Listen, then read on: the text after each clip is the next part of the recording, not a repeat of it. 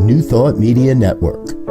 We are a global broadcast network of positive music, media, and entertainment, inspiring humanity's evolution along the journey of enlightenment and creating a world of love, peace, empowerment, and prosperity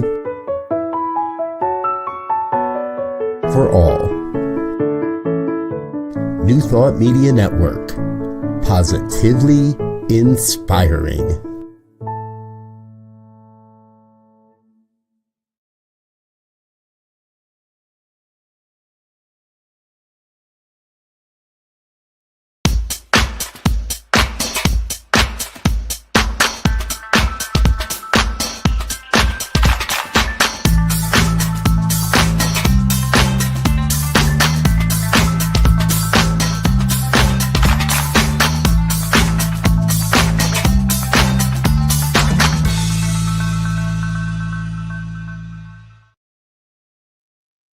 Why, hello there, my friends, lovelies. Thank you for joining today.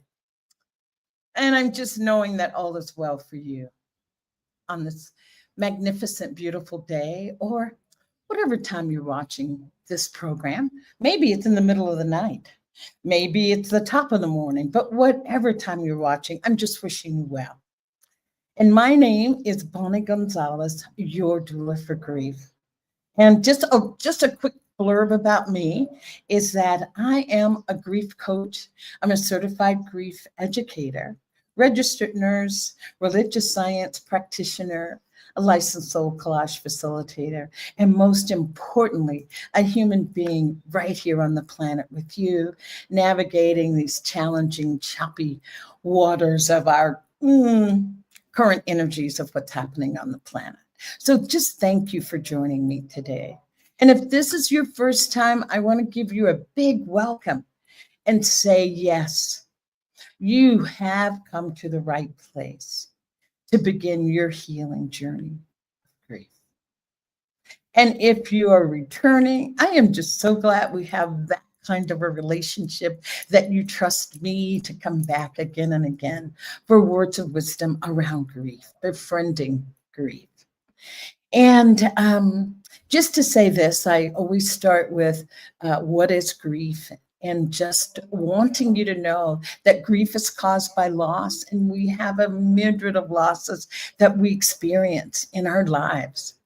And so grief is the emotional response to that loss. And that loss may be, yes, the biggest loss, the death of a loved one. But it could be the loss of a job, a relationship that's come to an end, a divorce, a surgery that leaves your body in a total different configuration than it was before you had the surgery. I didn't want to use the word mutilative surgery, but a surgery that changes your body image. And so that is loss. That's just an example, just the tip of an iceberg of the many losses that we experience, and then therefore puts us into grief. And grief are the emotional response to it. Could be anger, sadness, sometimes even joy. Could be outrage, numbness, confusion. All of those emotions that are related to the loss is what grief is. And I just want to say that grief's superpower is healing. That is what grief does. It heals us. So in essence, the thing that we're running away from is the thing that we should run to. And if not run to, lean into what has come up so that you can feel it, so that you can heal it. What we resist will persist. And just to know that it's not your fault if you're not able to really lean into the emotional aspects of grief, because we're not conditioned that way. Nobody really taught us how to grieve. So I want you to be kind and gentle to yourself as you navigate your own grief, whatever the loss is. So with that said, I don't want to take any more time. great show planned for you today. I am even excited to be on my own program. Today, I have a beautiful, beautiful guest. And our theme that we will be discussing today is the empowerment of the postmenopausal phase. Yes, the empowerment of the postmenopausal phase. And so with that, I have my guest who's not only just, a mover and shaker in the world, but she's also, I'm honored to call her friend. And my guest today is Dr. Reverend Laura Topper, who is also the Queen Editor-in-Chief of Divine CEO magazine. And she's here to really, truly discuss the empowered phase of the postmenopausal woman and the men who love them. Let's include the men in this conversation as well.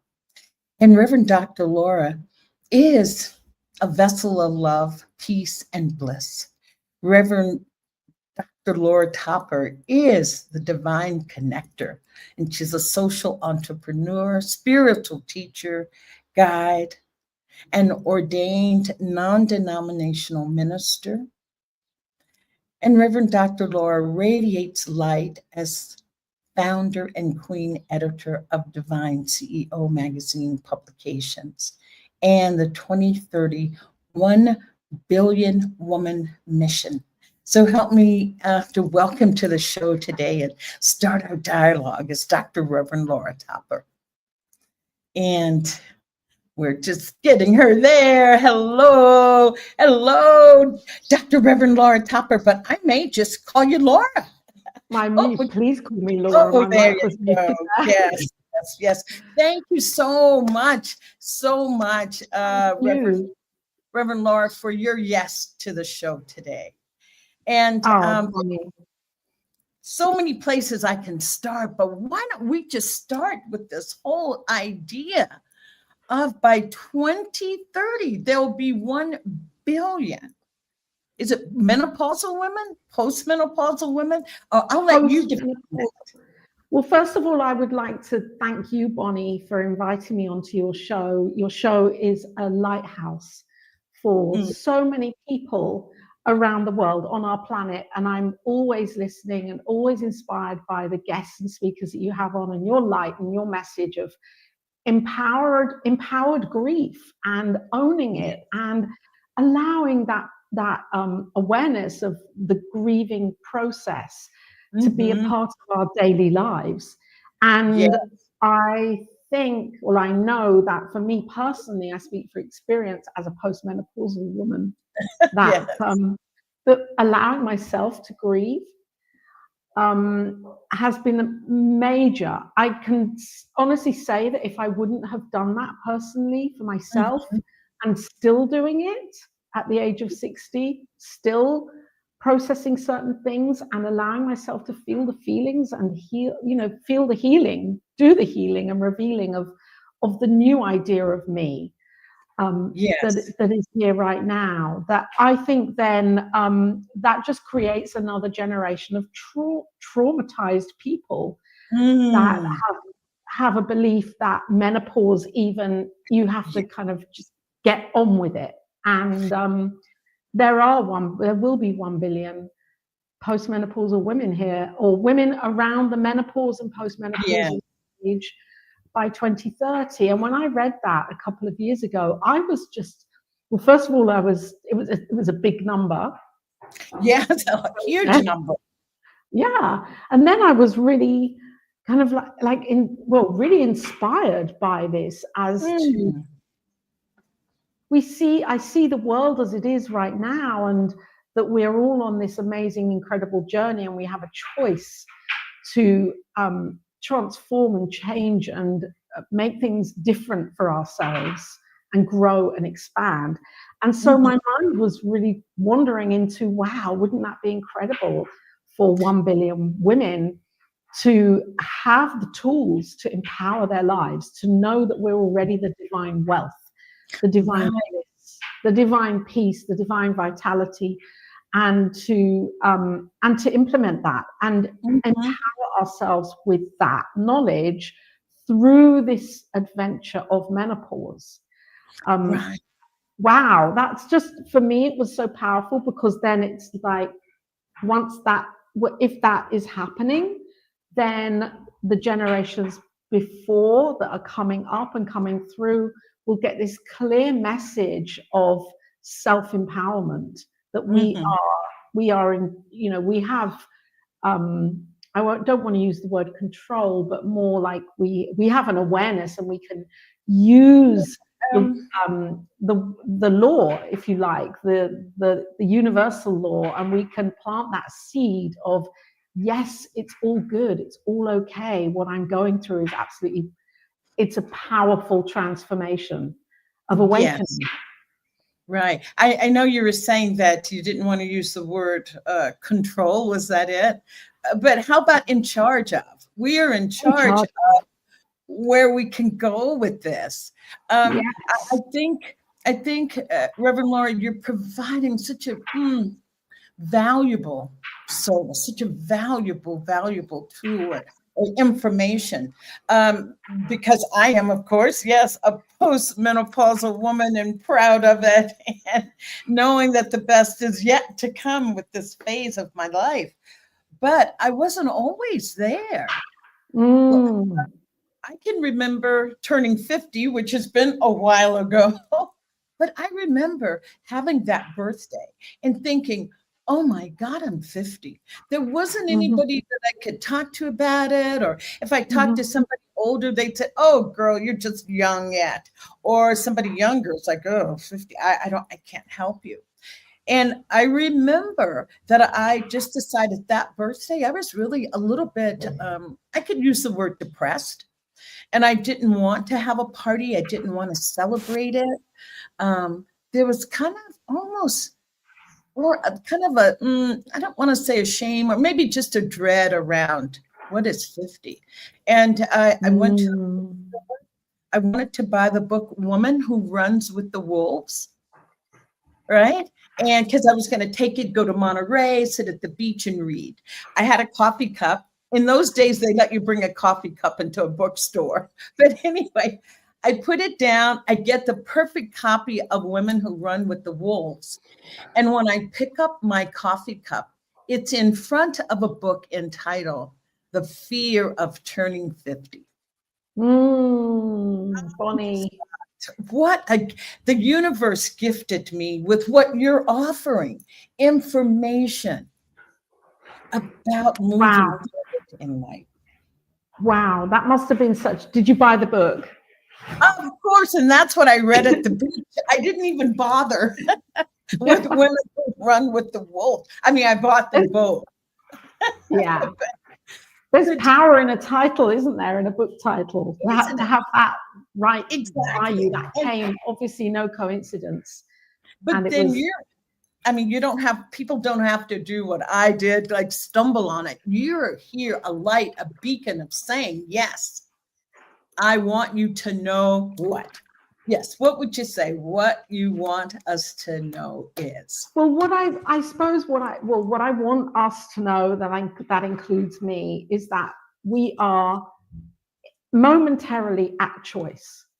And the choices that we make within around our feelings, around ourselves, about ourselves and our lives, and the choice to accept and acknowledge and not shame ourselves, and feel that whatever we're going through, because, for hundreds of years, or I suppose really maybe the past 100 years, the medicalization of the menopause has been really brutal.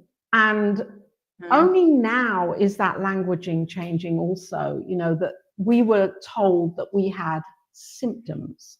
There were 37 or 39 symptoms of the menopause. And that language has made as if it's an illness, as if it's an illness, as if it's an illness, and yet it was treated as an illness 100 years ago, 150 years ago. Women were bed rested. Women not to kind of, the bed rest was really because of the male medical establishment didn't know what to do with us during menopause. You know, it wasn't. Yeah. And so we were bed rested, and then we would get out of bed a couple of years later, fall over and break a bone. And that was the biggest cause of death through osteoporosis, because the bones in women had weakened so much through that bed resting period. So mortality rates were very low. And yeah, it was like a cycle of, this is how women should behave at this time of life. Now, of course, we're living longer lives, healthier, longer lives, and we have more say in how we treat ourselves and how we're treated emotionally, physically, mentally, and spiritually.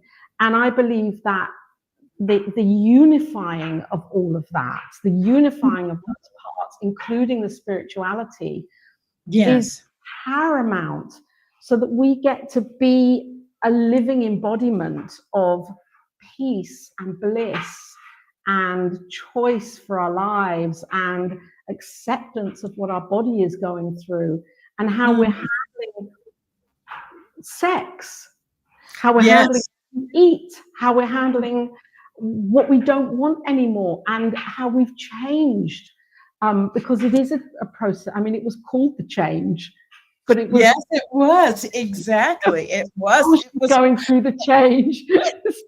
But Laura, as much as I laugh about what they call it's like change, but I personally feel like I have changed, but it's been a positive change, a positive change, and maybe a more empowered change, because during this adventure, I like to call it an adventure. Oh, yes. I get to choose, well, how do I want to show up for myself today?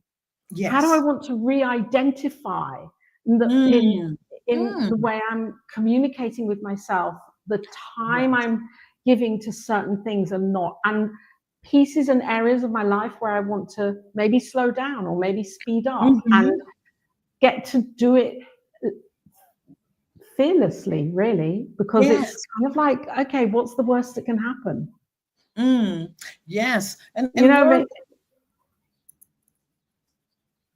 oh no, I'm just gonna let you go. No, I was just thinking of that. I mean, I don't mean what's the worst that can happen in that, you know, not being responsible for not taking responsibility. Yeah, we're not. But I mean, we're so conditioned that life has to look a certain way and be a certain way.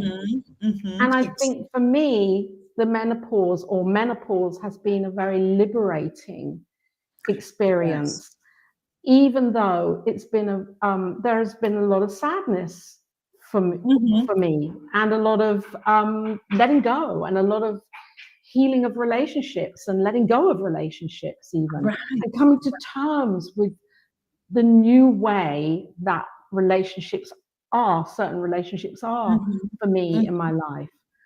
And they call it the empty nest syndrome. But maybe it's kind of like, well, I'm choosing to fly the nest. I'm choosing to change the nest. Maybe you put some flowers in the nest that the little chicks I can glamorify it. And I do want to say this. I want to add this part that you just touched on, that about grieving and feeling into certain emotions. That when I talked about loss, it is a loss of our youth and all those things that went with youth that have to be, I feel, really grieved, really looked at, really examined, and realizing, though, yes, we can be in grief around the loss of youth, but that grief can lead to a transformation of who you are. That's what I love about grief. It has a transformative power to it.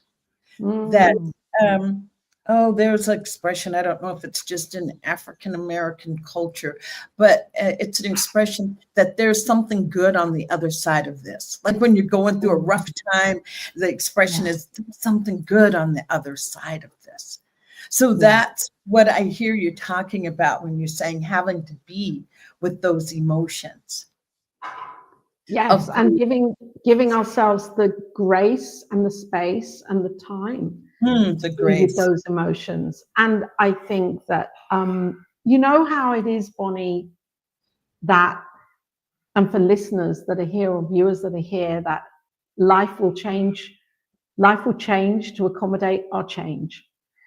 And I don't mean that when I say our change, I'm not necessarily talking about menopause and what we spoke of as that terminology. Yes. When we're going through a transformation, very often life will give us the opportunity to go through that transformation, even if it is very painful or sad, or it feels as if we're letting go of something and we have no control over that.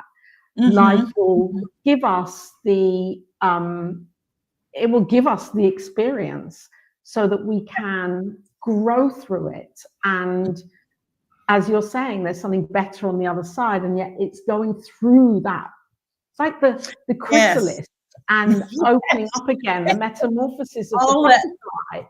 All that and stuff the snake shedding its skin. I love that, the shake, because it's outgrown it. It's outgrown it. There's something more magnificent there. The power of what is new and emerging can't be contained by that old again. And Laura, what I feel that I'm hearing too is that with the work that you're doing and with awareness that's coming on the scene around post-menopause, is that taking back the power, women taking back the power. And definitely, Bonnie, and personal power. Taking it back or recognizing that it was always there. Oh, I love that. I love that. Yeah, but we always have had that. And I think that our voice is a major part of this, you know, how we express ourselves, how we show up for ourselves, and how we command what we are now choosing for our lives and what we want and what we don't want. And I think that for me personally, going through menopause, it's a maturing process. It allows me to be more confident and to speak my truth and to verbalize it. And that's why I suppose I believe that for each of us, it's so important to have that verbal platform. And I don't mean on social media, or I don't necessarily mean that. I mean within ourselves, to get up on our own inner stage and speak our truth of what it is that we truly desire, and not, kind of suppress that, because that can cause more grieving, that can cause more loss. It's a loss of the voice, a loss of the expression. And I think menopause can free us totally. It can open something up for me, definitely, where yes, there was the grieving process. You can say process, yes. Can I say process? Yes, there was that. And yet coming up from that was, okay, well, now what do I really want? Who is Laura now? And in the letting go of the hopes and the dreams of things that maybe I'd hung on to for decades even, of how I saw myself. Then there's that shift in identity, and it's like, okay, I can speak that truth to myself now. And I love what you're saying, Laura. I love what you're saying. I can agree 100%, 10 times, 1,000 times over. But the realization is that we do live in a youth-driven culture in society. And with that, I'd like for you to speak to that, because for me, I feel like that has to, if we're going to really shift in this youth-driven culture, there has to be some changes. But I want to hear what Reverend Dr. Laura feels about that. You know, that's a powerful. I love what you've just brought forward, Bonnie. You know, I'm a Gemini, and so I have that kind of mercurial way about me, and I love being around younger people also, because that's very inspiring and for me, and I love art and culture and fashion and all of that kind of thing. And so I think I think it's very positive that we're in a youth-driven culture, because it keeps us kind of engaged with life and the vitality of life. It's really interesting, because I was on a call a couple of nights ago, on a networking call, and a woman in her 40s came on, and she read out a poem. And the poem was, she'd only written it 15 minutes before the call. Oh, wow. And it was a poem, and I'd been saying this to myself for quite a while. I'm finding her, meaning I'm finding this newness of me and who she is. And that was the name of her poem. Isn't that amazing? Her poem was Finding Her, and it was all about how she met her younger self, because she was 40, and she'd written a poem about meeting her younger self, an 18-year-old, in a cafe for a cup of tea, and how she visualized her younger self coming in the cafe and sitting down, looking like so vivacious and really kind of looking amazing, and how she felt as a 40-year-old young woman sitting opposite her, having this conversation. And she was crying as she was reading the poem, because she was really recognizing that this was a woman that you know, it was a spark that she missed within herself now. And yet she had come to terms with it and could see all of the really powerful things about herself now as a 40-year-old, 45-year-old woman. And I think it speaks to you. And it was just such a beautiful to witness that and hear her speak it. It was so, there must have been 100 people there. And everyone was just mesmerized by this, her truth about how she felt. And that's, I suppose that's what I'm saying, is also that tap into that voice, and the voice of her, you know, because she has the elements of the youth-driven culture that we're in. Yes. And inform us as we menopause. As we post-menopause together. We post-menopause together, as we sage, or whatever it is that as we lighten up, as we enliven ourselves, we can take those parts of her that were the parts or are the parts that we want to bring through and bring with us. And we want to bring with us, that we want to bring that part of Bonnie that did X, Y, and Z. Mine is the part that I want to bring through from the younger years. Is I just love being silly sometimes, Laura. I just love making myself laugh. I was telling Joe that nobody can make me laugh harder than I can make myself laugh. And I love that. And that doesn't have to change regardless of age. That is something that does not have to change. That is spirit, and that is the soul. You know, that is who we are as essence.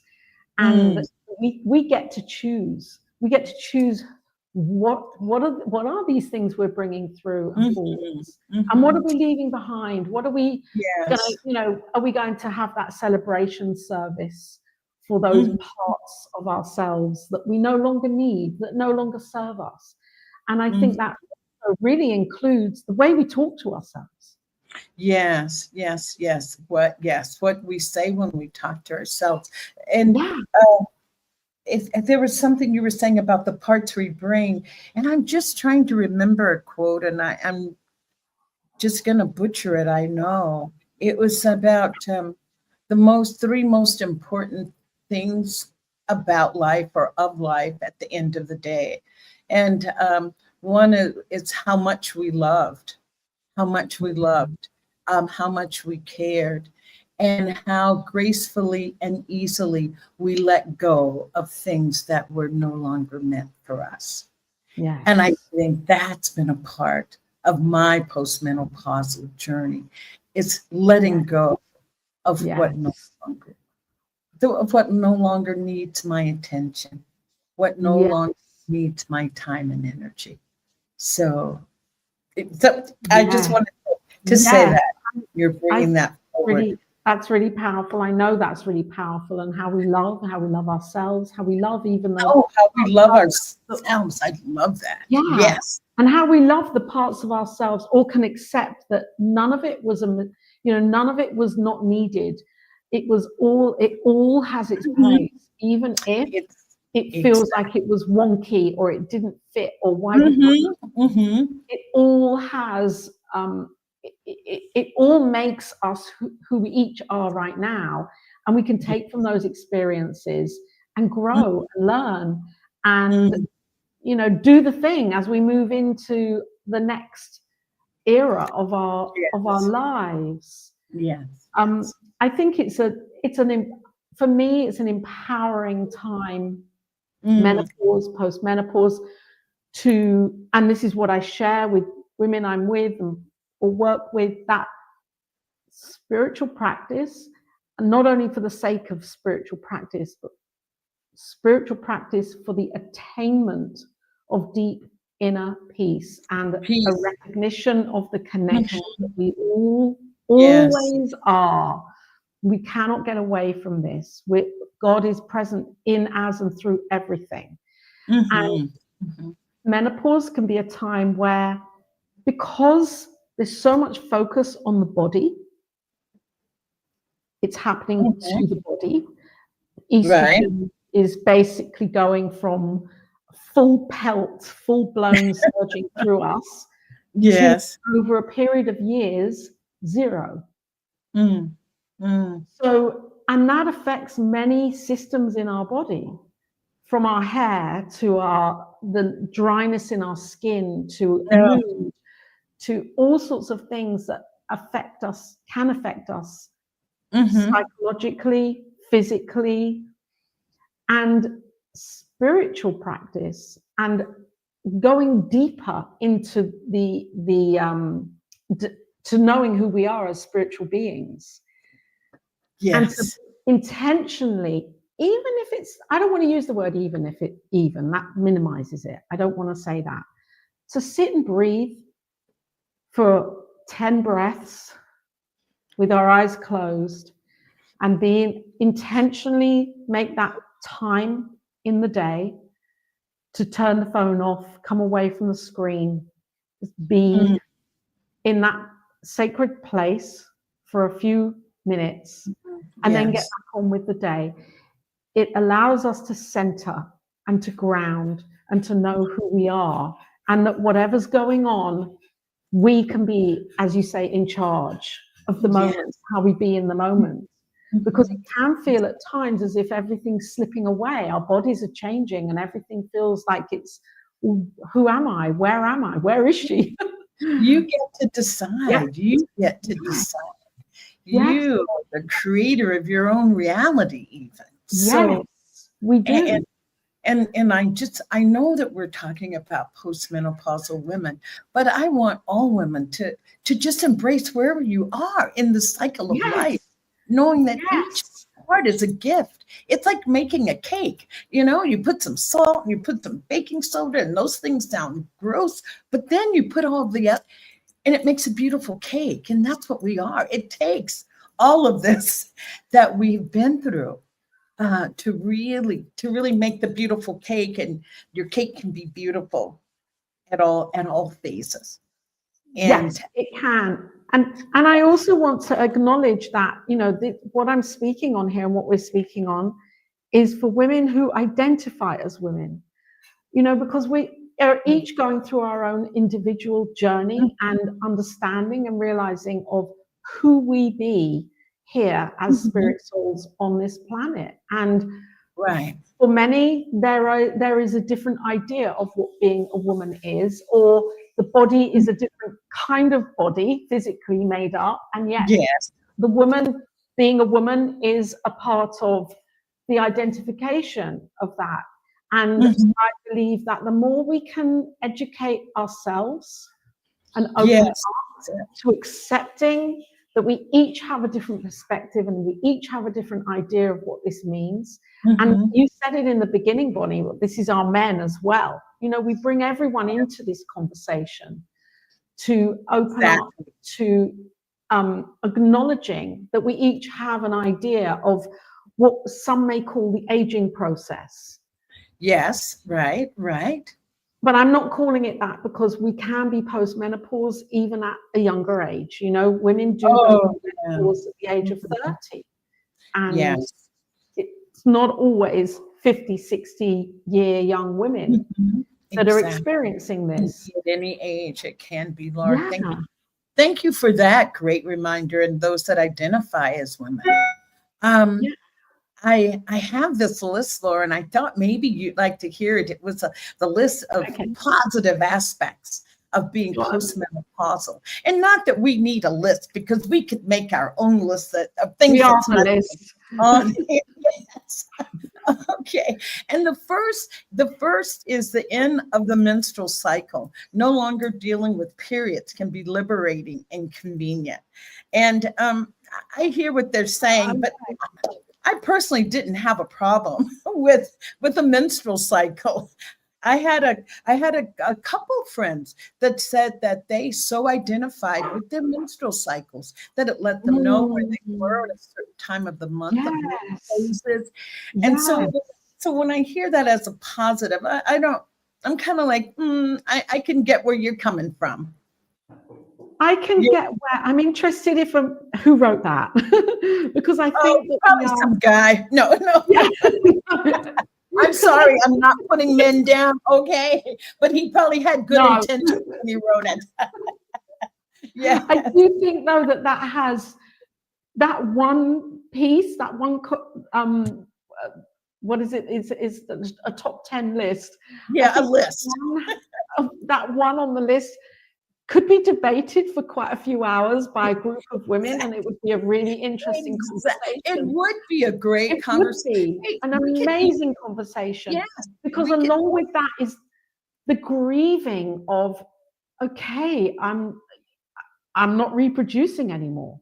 I'm not, I'm my child rearing days. If I was going to have a child, or if I had a child, or if I wanted another child, now this is for me to grieve or to recognize of any feelings of loss, that this is it. I'm now entering into a new phase, and the creative part of it, creating new life. I realize that as, well, how am I going to birth something? Yes. Now, what am I birthing now that isn't another human being? Exactly. What am I birthing for my life now?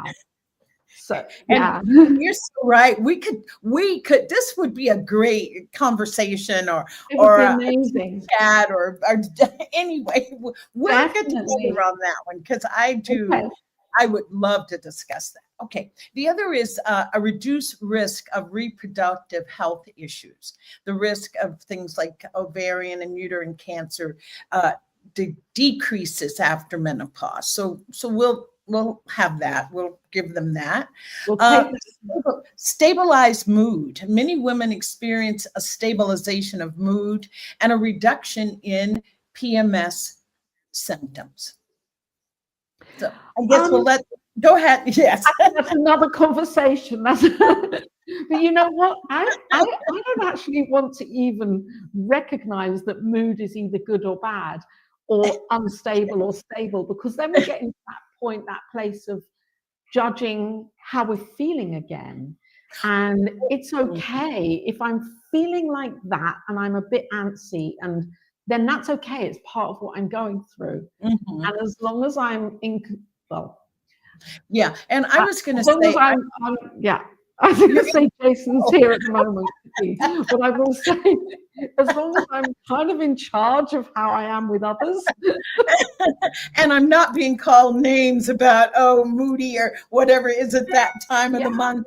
As long, but we're laughing. But I know there are women who are truly affected by PMS syndrome. So yes, I understand that. And but that could be with true menopause. for everybody. Mood swing can happen with that lowering of estrogen and progesterone also. So. Exactly.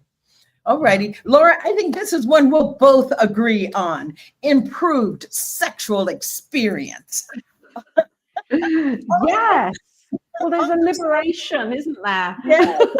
It talked about the worries of pregnancy or increase sexual freedom. But for me, I'll maybe keep it in the eye. I think it's such a truth. At this point, I know what I like. I'm not shy about asking for what I need. I just feel like that's the part that I feel the improved sexual experience. It's like the inhibitions drop. Yes, exactly.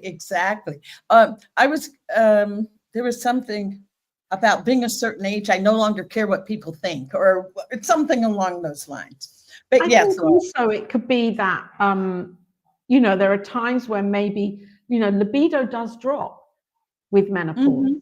So it's almost as if there can be more of a conscious connection to, well, how am I feeling? And however I'm feeling, that's okay. I can honor it right now. And maybe days it was, oh, I have to do that, or I'm feeling pressured within myself to show up in a certain way. Sexually or with intimacy. And now it's more it's a more freeing. Yes. I was going to say, and even a deeper intimacy, a deeper sense of intimacy. Yes. That's fun. But that's like really a savoring of that. As you said, a libido does drop. So maybe frequency does drop, but quality, the quantity, but the quality improves. How's that? Yes. Okay. How about increased self-esteem? Postmenopausal women usually feel more confident, self-assured in their postmenopausal years. I think that again is a journey, because we are also experiencing a sense of mourning at some time. You know what though? I'm speaking from my own experience, and I know that we each have our own individual experiences, and I celebrate postmenopause. I celebrate menopause. However, there are days when it's like, oh, okay, who am I now? How am I emerging? How do I want to emerge? So that's really powerful. Yes. Okay. That's a celebration point. Yeah. Yes. And now you can focus on the other point, 6, you can focus on your personal goals. You don't have the children around. It's not family obligations. There's not a lot of other things going on that can cloud you. So more focused time on personal goals, which I can attest to. That's definitely. Yes. Definitely. The 7 was potential better heart health. That there is studies that are done that shows certain heart conditions are minimized as we mature. Community and support networks. Many women find new social connections and support within groups focused on shared experiences. And that is, yes, I could maybe freed up some time to really focus on networking with other women. Yes, and also, we're in that age now we're in the age of, we love to connect, we love being together, we love to communicate, be in community and commune and share stories. It's the sharing of the story, isn't it? Yes. And I want to say this is something I read so long ago, and it's just coming back. And it says that when we're, say, like teenage girls, we're together because we like to be together, we chit chat and we have fun. And then when we move into our childbearing years, we're more focused on the opposite sex because nature has hardwired us to be that way, to reproduce. And then we're with men. And then as we leave that childbearing stage, we go back to being with women, and the men go back to being with the men friends and the women. Any thoughts on that? And it just came that it's the way we've been hardwired by nature for reproduction. And once that phase is over, we go back to being with our groups. And it would make sense logically that that would happen, because we need to be with others that we feel, and I'm not suggesting men in our lives don't bring us that. Oh, no. As we do enter into those wisdom years, then we're very powerful. And is that me or is it Laura? I think it's you. A little frozen syndrome. And women together can create. Hello, Joe. Are you there? You were. Okay, it must be better. Laura. Okay, yes. No, you were freezing there, but. Oh, I was freezing. I was calling out to Joe to say, Joe, am I frozen? Because Laura was frozen. Okay, can you hear me, Laura? I can hear you. Can you hear me?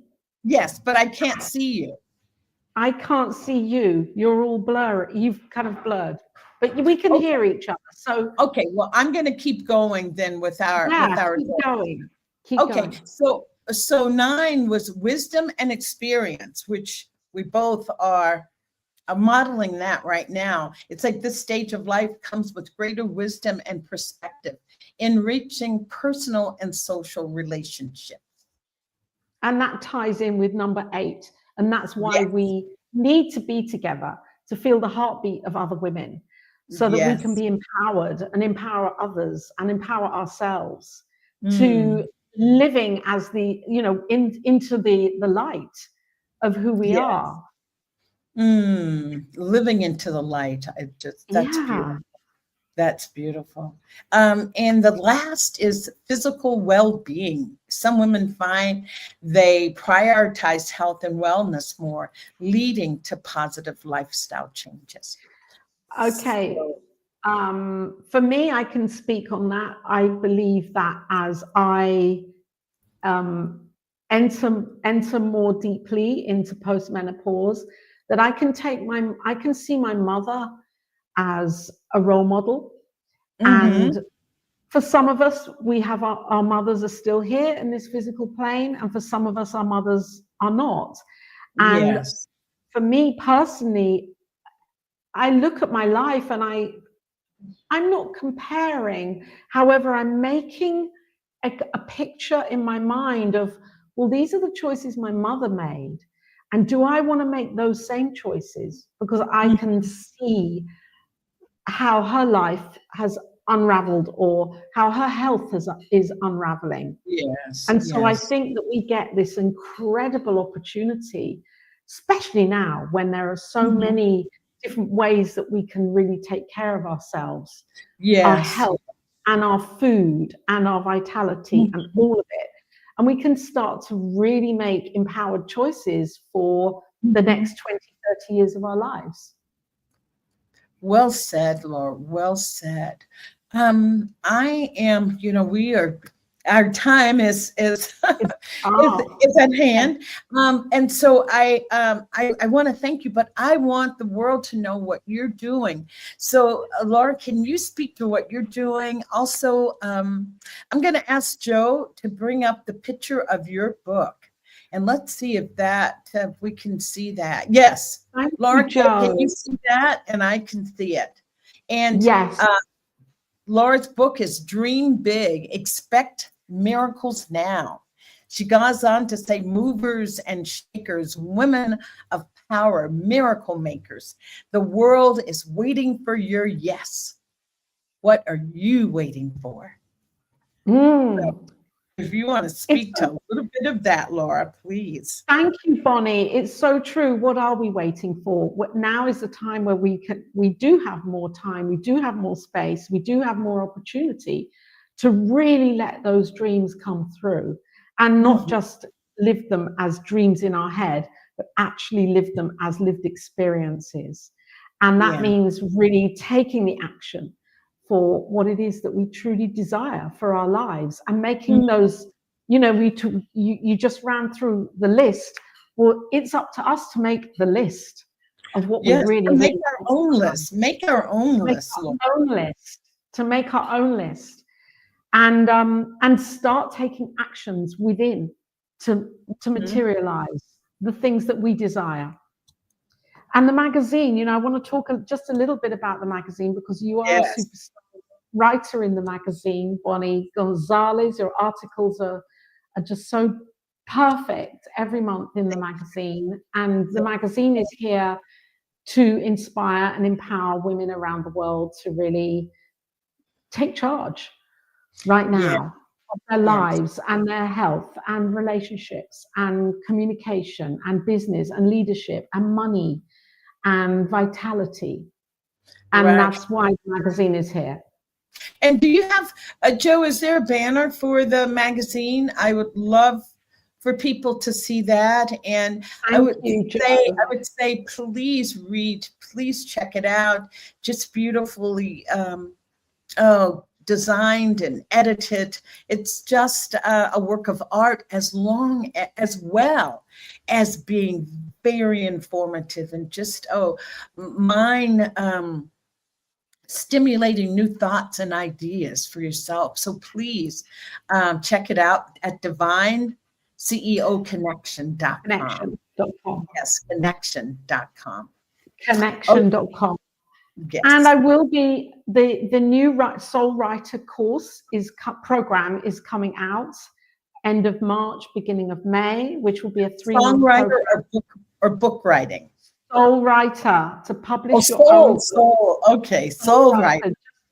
You're publishing your own book, Bonnie, and you've written your book. Yes, I have.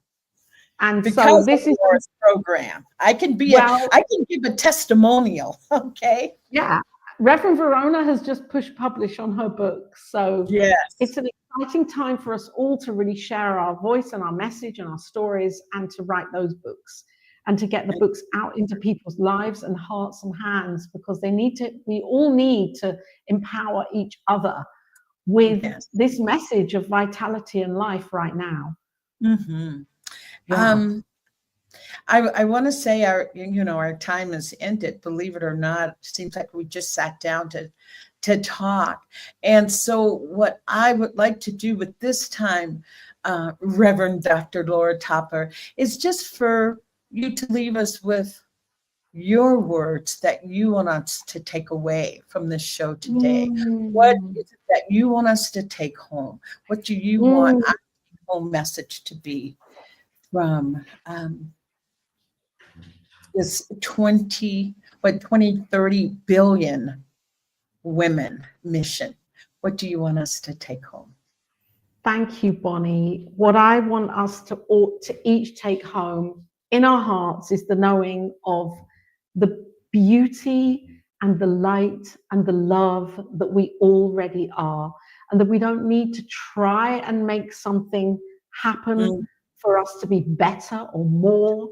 We're already it right now. Yes. And so, yes, there are 1 billion midlife plus women on the planet by 2030. And each of us are a part of this. I've highlighted this right now, and we're each doing something so powerful to know this, whether we know it or not, that every thought that we have, the feelings that we have about ourselves, the way that we acknowledge the feelings, whether it's loss or grief, joy or bliss or feeling low, if we acknowledge all of it, every single part of ourselves, and honor that, then we are showing, we're showing those younger women that are coming up, men around us, everyone around us, that we love ourselves. And that's the most important thing here, that we love ourselves, because we fully love ourselves and we're in the overflow of that love. That's when we get to experience the bliss and the joy and the wealth and the peace. And it's a journey, because it doesn't always feel, it sometimes feels gritty and difficult and as if we don't want to show up. And that's okay too. The piece here is begin the process of saying, I love myself and my life is the most blessed thing that could ever be here right now. Mm. As we do this for ourselves, we do it for our sisters around the world, everywhere. And find ways. You always say, Bonnie, you know, don't do grief alone. Yes. And yeah, whatever you might be feeling in this adventure of menopause, whether it's physical or mental or spiritual or emotional, know that love is always here and always loving you. Beautiful. Oh, thank you so much. Thank you so much, Reverend Laura. My heart is touched. And not only touched, but opened even wider to receive these beautiful messages from you. And I just want to thank you for being here. And just want to thank the viewers. Know that you're included in this conversation. This conversation was this conversation was for you. And as we close, as I say every week, I just want you to be gentle with you. I want you to go to the mirror, look yourself in the eye right after we push close or in the program. Look yourself in the eye and ask yourself, what do I need today? Whatever the answer is, please honor it and do that. And as Reverend Dr. Laura has made it so wonderfully clear to us that we are always at choice as to how we see ourselves. Yeah. We're always at choice. And with that, I say, see yourself through the eyes of love. So thank you. And namaste. And so it is. Until next time. And so it is. Thank you, Bonnie. Thank you. Thank you. Thank you. And thank you, Joe. He's there somewhere. And so on, yeah.